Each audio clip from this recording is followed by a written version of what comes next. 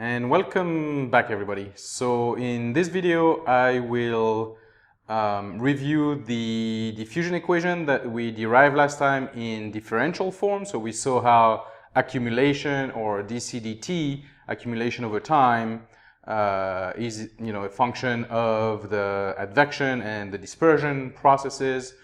In this second module or second part of this groundwater contamination course, we will learn how to solve those equations and how we find actual distribution of concentration. So again, what we had last time is this equation here where we have the time differential equals the advective flux plus the dispersive flux. But what we really want is concentration. We don't want to know the change in concentration typically. We want to know the actual concentration of constituent at x and t, so in space and time. Basically, what we want to know, in other words, is the solution to this equation, not the differential equation. So there's different strategies to solve, essentially 3/4 strategies, but let's talk about these three here. So the first one we'll do today is the analytical solution. So essentially we'll do, just do math essentially and find the solution to that diffusion equation or advection diffusion equation. The second is numerical solution, so we'll do this towards the end of this second module on solutions. And we've already seen some of it in our first course on groundwater cycle when we looked at flow equations and how to solve flow equations in groundwater. Remember the numerical solutions in that fourth topic in that first course. And then something new that we haven't really discussed much is particle tracking. So these are random methods, and again we'll do a lecture on them, looking at how we can model mass essentially, or model chemical constituents with particle tracking. So basically throwing particles in a flow field. So we solve for the flow field like we did in the first course, first and second if there's some wells, and then we look at the propagation, if you will, of those particles in space and time, and this is the solution essentially of the advection dispersion equation. So these are the three main methods, and we'll review also method of moments in the next lecture, so I won't go into it right now. Okay, so our first method is analytical solution. So essentially what we do is derive the math and find the solution for specific or given initial and boundary value problems, right, or boundary values. So a typical or a classic, way to solve differential equations is to solve for a pulse, meaning we have a Dirac delta function initial condition, and here the dCdx, so the concentration gradient at infinity or far away in the domain is 0. So we can solve this mathematically and find this solution here. And this is really important that you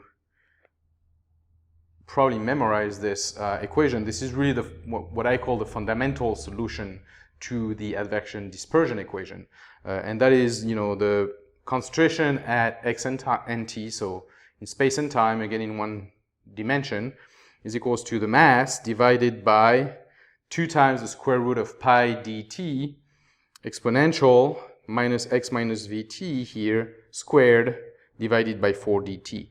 Now remember what I said in the previous lectures in the first module for this course, that we renormalize the distance by a characteristic length scale, which is ut. So if you look at ut, right, this is a length, and so if we rescale every time by ul, so it's x minus ut, or vt, excuse me, u and v are the same here, squared divided by 4 dt. And I'll say a lot about this equation in the upcoming few lectures. But this is really the fundamental solution, and this is what it looks like. So if we look at, again, this is space, this is concentration. If we look at what it looks, and these are 2 different times, so there would be time going down here. You can see from this plot here that this is essentially, just got a little dark in here. This is essentially a Gaussian, right? You can see this is a bell shape, bell curve, right? So the solution, the fundamental solution for a pulse injection, for a Dirac delta initial condition, so a pulse of mass, the solution for this condition is a Gaussian, okay? And this equation here is a Gaussian. So the good news is we know a lot of things about Gaussian, so that makes finding solutions or finding specific, cases somewhat easy, in the math, because again, a bell curve is a bell curve is a bell curve, and it has a lot of, things that we know statistically, and so, easy to manipulate types of curves. So again, we start with a pulse. The initial condition is a pulse, and then this pulse spreads over time, right? So you have this decreasing peak and spreading of the curve, and the mass is conserved, obviously, if it's a conservative tracer, right? If there's no reactions, then the mass, is conserved. Mass is always conserved. Another condition that can be useful, or that has an analytical solution, is the cases where there is a constant source at the origin. So if you will, the initial condition here is such, right, at time 0. So if you have a square input, essentially, and that can be in space or in time. Let's consider it in space, right? So that would be, for example, if you have a sheet pile or a coffer dam, right, that starts to leak, right, you might have, one water quality on one side and a different water quality on the other side. And if at some point there's a break, right, those two waters, right, C equals 0, C equals, 150 in this case, or 1 or whatever. So those two waters come into contact, and then over time, right, the behavior is as depicted, right? So it's something like this over time. So this would be time here. Okay? So when you have a condition like this, and again, that could be also in time, right? If we start pumping, if we start a pumping process where there is like dirty water or different quality of water going into an aquifer, for example, that's the same principle, right? Except the square now is in time instead of in space, right? We start at time 0, and now we have a different quality. Now, the solution for those are what we call the error function solutions. So there is also analytical solutions, so mathematical solutions for these types of problems. But we'll see in a minute, or we'll see in a different lecture when we do the convolution or the superposition, that we can solve these kinds of problems with superposition or convolution, meaning that if we know a pulse solution, right, the solution for a pulse, typically, mathematically, we can actually find solutions for complex, complicated initial or boundary problems. Okay, so really the fundamental solution, again, is that pulse solution. That's the one you want to remember. So important characteristics, like I said, these are Gaussian or bell curves. So we know a lot of things about them. Again, this is just repeated here, just so visually you can see what they are. The peak of a Gaussian in space, right? So this would be space here.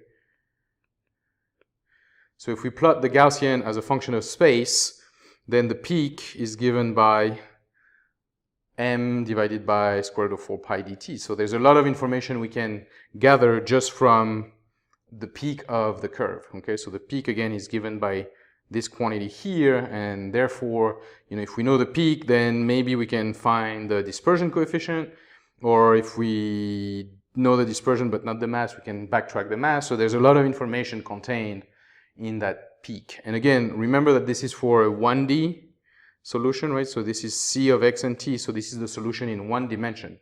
We'll see again in a different lecture how the dimensions, in the third topic for this course, how the dimensions influence the shape or the peak solution. But for now, right, Gaussian have a peak. The peak is really important. The mass is the area under the curve, and again, this is going sort of foreseeing the moments lecture that we'll do in a minute, in a couple lectures here. But the mass is given by the area under the curve, again in space, right? If we plot the solution in space, remember that this solution is also a function of time. So if we plot it as a function of time, things are different. So for an aquifer, for example, if you have a piezometer and you look at a plume, go by your piezometer. Let's do this, right? A piezometer being just, this would be your soil here, free surface down here, right? And the aquifer flowing there. If there is a plume going by your piezometer and you're taking data, you're taking measurements over time, right? So now you have concentration at time equals 1, concentration at times equals 2, and you plot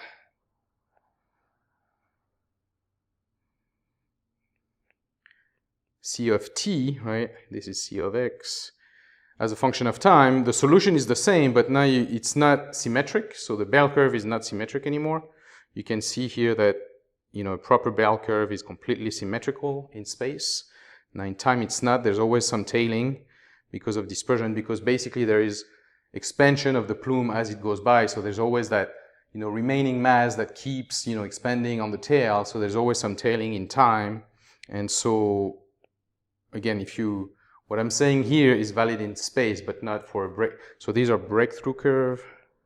This is really important also to remember, breakthrough curve.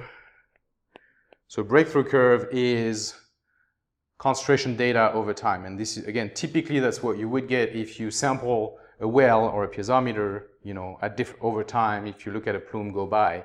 Now, if you have a line of piezometers, for example, or, you know, a ton or various, a field of piezometers, if you want to characterize a plume, that's typically what you would do, you know, poke a bunch of holes in a region that is affected by a spill, right? Measure concentration in a bunch of places, so in space, and then you would have, you know, those characteristics here for the concentration plotted as a function of space, right? Typically, obviously, in 2D, x and y, and again, we'll do lectures on 2 and 3D problems. Okay, so important characteristics: the peak, the mass, and then the standard deviation. And the standard deviation here is square root of 2 dt. So you could write this equation: the peak, m over 2 sigma, right? So sigma is square root of 2 dt. So again, this is really important because typically that's how we find the dispersion coefficient, right? We measure the variance of a plume at different times, and we can back calculate the dispersion coefficient. So sigma is square root of 2 dt, or equivalently, right, the variance is 2 dt, which means if we know the variance at different times, then we can find the dispersion coefficient. In practice, that's how we find it typically. Limitations of this equation, obviously, it assumes there's a homogeneous, we're going back to that representative volume, basically. We assume that things are homogeneous, you know, at some scale. Geometries are somewhat simple because, again, this is a mathematical solution, so it assumes that boundaries are simple, so simple initial and boundary values. Now, in the next lecture, we'll look at superposition, the problem of superposition and convolution, and then we'll deal with boundaries and dimensions in the third objective of this course. Okay, I'll leave it there. I went a little long, but just wanted to set up sort of the basic. Again, this is the fundamental solution for advection dispersion problems and transport problems of mass. So it took a little time to describe those solutions, define breakthrough curves and snapshots. So again, breakthrough curves in time, snapshots in space. And then in the next few lectures, we'll describe more ways to solve the differential advection dispersion equation. Thank you.